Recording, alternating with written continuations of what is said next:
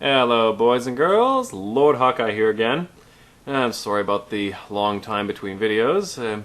As you'd expect, Mrs. Pandaria kept my attention for a while, and then I got a cold, which always means I end up with a throat bugging me for weeks on end, so there you go.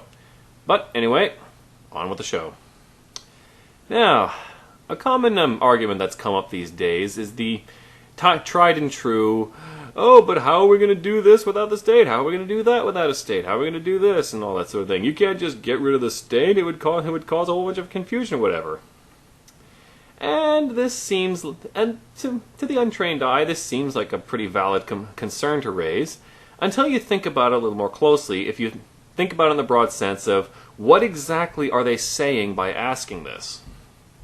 And what they're saying is, if you're saying, when we're making an argument from morality that you shouldn't have a state because that's the permission to initiate violence, which is clearly immoral, and they say, oh, but there's problems, there's some things we've got to deal with and all that sort of thing. How are we going to deal with that?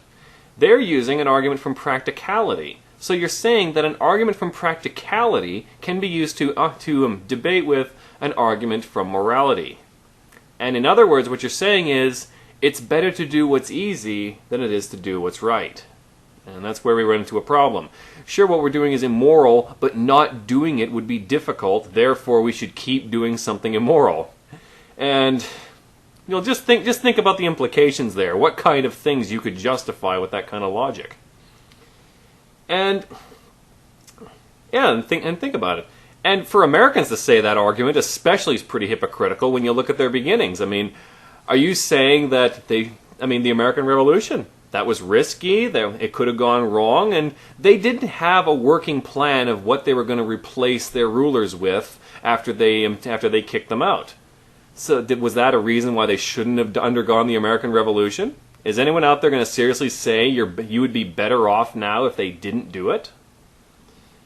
Yeah, all those same arguments could be used as counters to the American Revolution, to the abolition of slavery, to the end of racism, to a whole bunch of moral evils that we understood were wrong. And yeah, getting rid of those things was difficult. There was things we had to overcome. And yeah, there were all of those things could have gone wrong. Something worse could have arisen from them. Was that a reason not to do it? I think not. And even if you want to throw morality out the window and just talk pragmatically, yeah, this still works too. Like I said, is anyone going to say you'd be better off if the American Revolution never happened? If slavery never ended? If the racial segregation never ended? Come on, really? There's no one who's going to say that.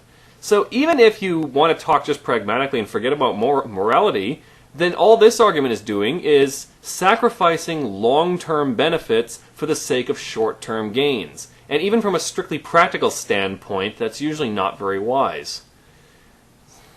And so even if you don't care about the morality, think about it. If we had no state, everyone would have vastly more money, everyone would be 2.5 times wealthier right out of the gate by some estimations. We'd have no more inflation. The poor, we'd be in a far, far, far greater position to help the poor because we wouldn't have regulations keeping them down. We wouldn't have welfare programs paying them to stay poor and making it very much in your best interest to stay poor. We wouldn't. Wars. Who's going to invade a country that's minding its own business? Look at Switzerland. Who's ever invaded them? Nobody. Could they invade them? Sure. Do they want to? No, they can't invade Switzerland, but why would they want to? Invade America? I'd argue you're making it all the more likely for it to happen by the day with the way you're going about it. So without the state, we'd have more wealth, we'd be able to try new things, and we'd be able to find new solutions to problems, rather than have one group say, our solution is the solution, if you try anything else, we're going to shoot you. Come on. So, how would things be resolved without a state? I don't know, and it doesn't matter, because what you're doing right now is wrong, and also it's not working. You're not helping poverty. You're not making people better educated. You're not making the country safer. You're not doing any of the things you claim. So, really, on what grounds do you demand that I solve all of society's problems when you haven't even come close to it, and you're preventing us from finding solutions?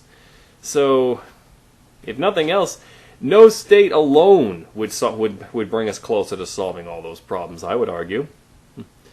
Well, that's my little chat for the day. Until next time, be aware and be wise.